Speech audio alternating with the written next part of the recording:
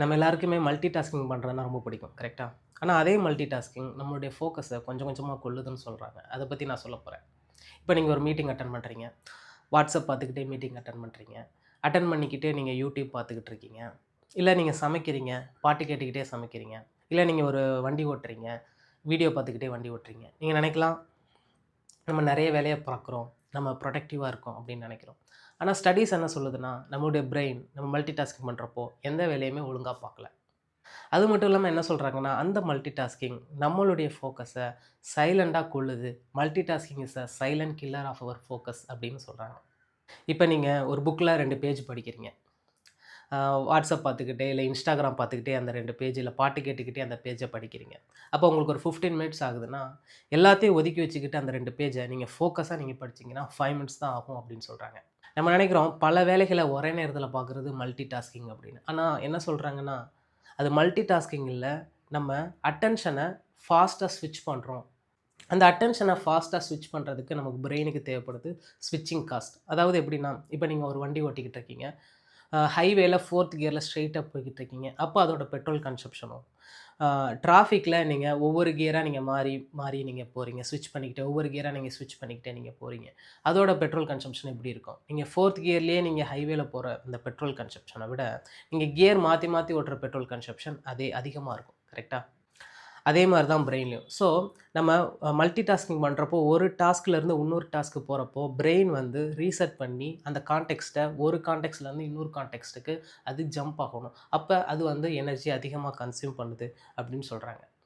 இன்னொரு எக்ஸாம்பிள் பார்த்தீங்கன்னா, இப்ப நம்ம ஒரு ப்ரௌசர் ஓப்பன் பண்றோம். அந்த ப்ரௌசர்ல நீங்க 100 டேப் ஓப்பன் பண்ணியிருக்கீங்க. அதே இன்னொரு ப்ரௌசர்ல நீங்க ஒரே ஒரு டேப் ஓப்பன் பண்ணியிருக்கீங்க. அந்த ஒரே ஒரு டேப் ஓப்பன் பண்ணியிருக்கிற பெர்ஃபார்மன்ஸ், இந்த 100 டேப் ஓப்பன் பண்ணியிருக்கிற பெர்ஃபார்மன்ஸ விட நல்லாருக்கும். கரெக்ட்டா? அதே தான்.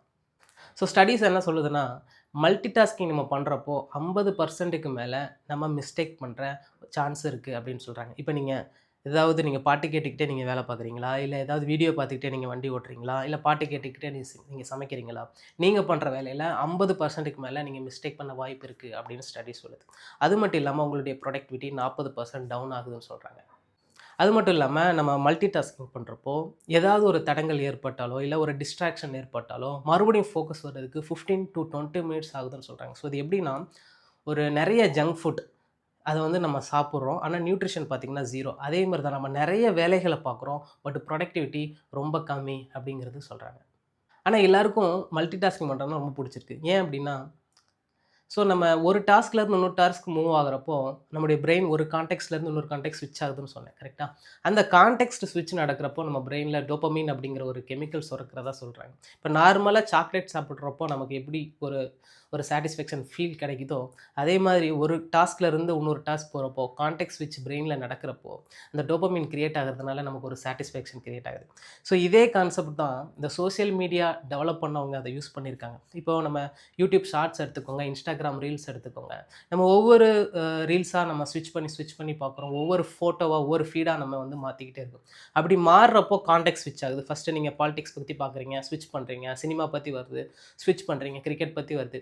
ஸோ அதனால தான் நம்ம வந்து போரே அடிக்காம ரொம்ப இன்ட்ரெஸ்ட்டா நம்ம வந்து என்ன பண்றோம்னா, ரீல்ஸ் பார்க்குறோம், ஷார்ட்ஸ் பார்க்குறோம். ஸோ அந்த கான்டெக்ஸ்ட் ஸ்விட்ச் நடக்கிறதுனால நம்ம பிரெயின்ல வந்து ஒரு ப்ளஷர் கிரியேட் ஆகுது. ஒரு ஒரு சிற்றின்பம் கிரியேட் ஆகுது.